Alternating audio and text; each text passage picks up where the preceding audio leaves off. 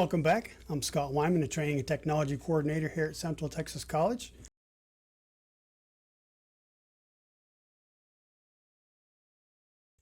We're back for another session.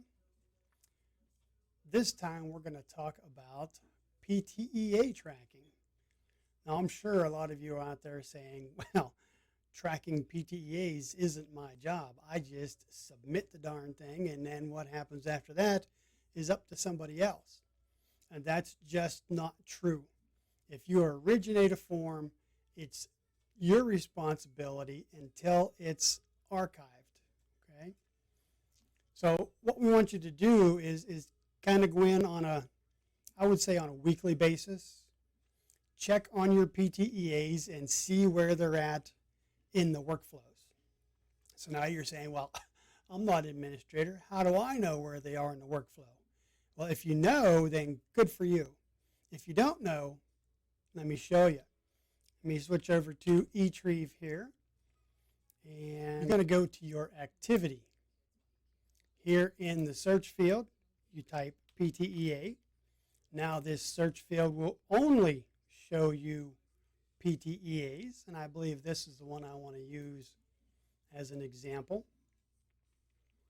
And you look down here at the bottom, just below the form, and you'll see the history button. Click that history button and it brings up the package history.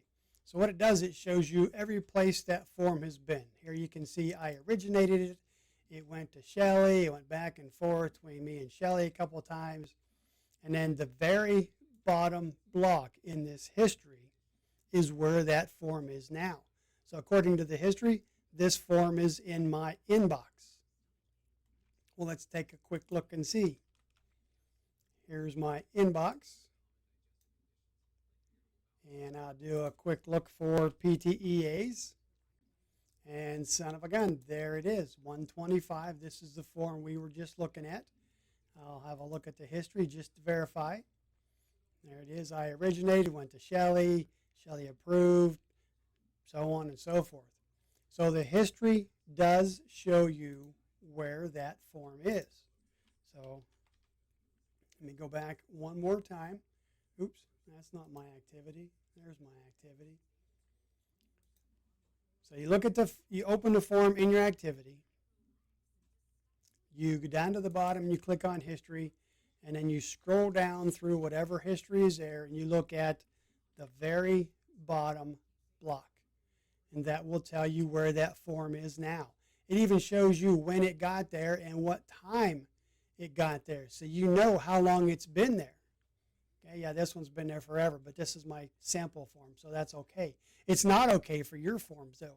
The reason we're doing this is because we have forms that sit out there in this second step for months at a time, even up to years at a time. We want to get these people paid. These people want to get paid. So don't just blow it off and say it's not my responsibility.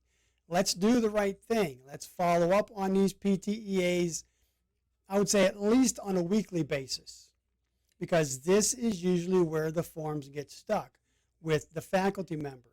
A lot of faculty members don't use their CTC email address, and that's where these notifications go. So we want you to be the notification if it sits here for more than a few days. Maybe they have an alternate email address. You could send them an email.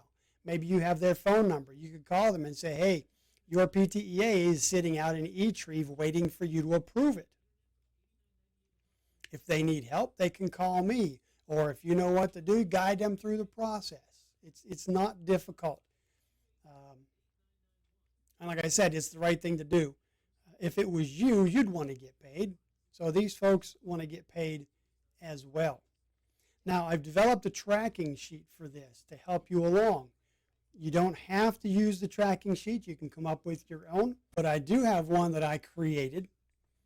Let me show you real quick. It's pretty simple. Nothing complicated. It might have too much information.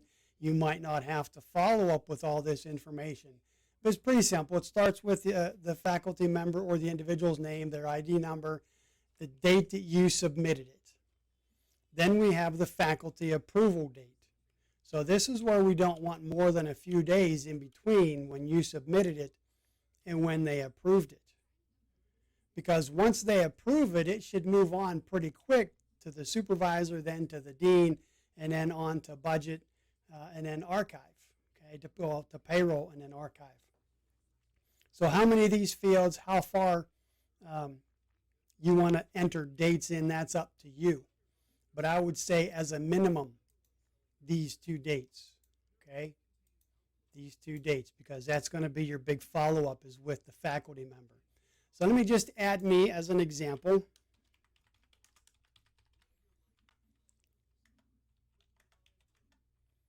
And let's say I submitted, or somebody submitted a form for me on, we'll go with the 19th.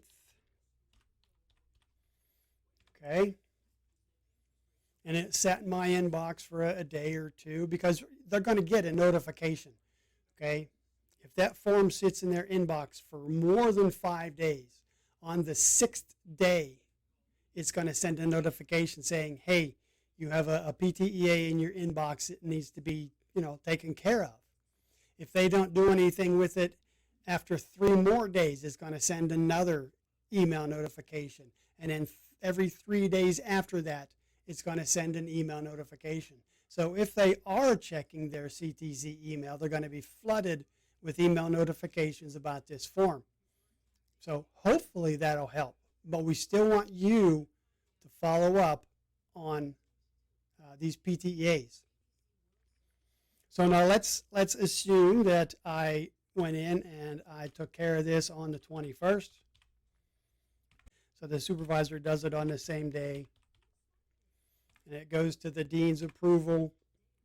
And maybe the dean takes an extra day. So we'll go to the 22nd. And then it gets to budget. Budget's pretty quick about PTEAs as well, so we'll give them a day.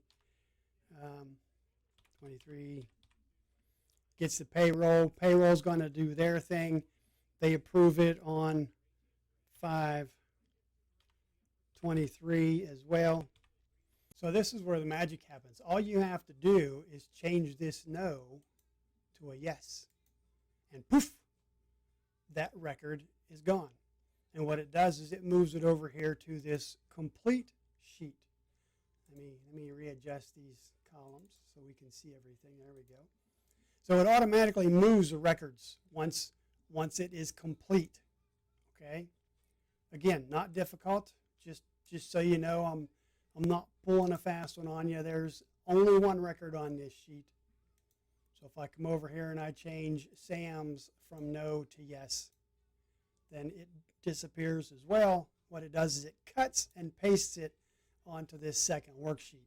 All right. So just a time saver. You can see which ones are not fully processed yet and which ones you have shown as complete. So if somebody calls you and says, hey, why am I not getting paid? You can look at these 2 worksheets and determine whether or not their PTEA has been fully processed or not. If it's been fully processed, then you can contact payroll and say, hey, how come this person hasn't been paid? So that's my worksheet. Again, use it if you want. I'm not going to make it mandatory. I can't make it mandatory. But I do think it's a good tool to use. So if you have any questions, feel free to give me a call. Shoot me an email. I'm here. If you don't know who I am, I'll put my phone number up here. I'll also put my email address up here. And with that, I'll say stay safe, stay healthy, and stay happy. We'll talk to you later.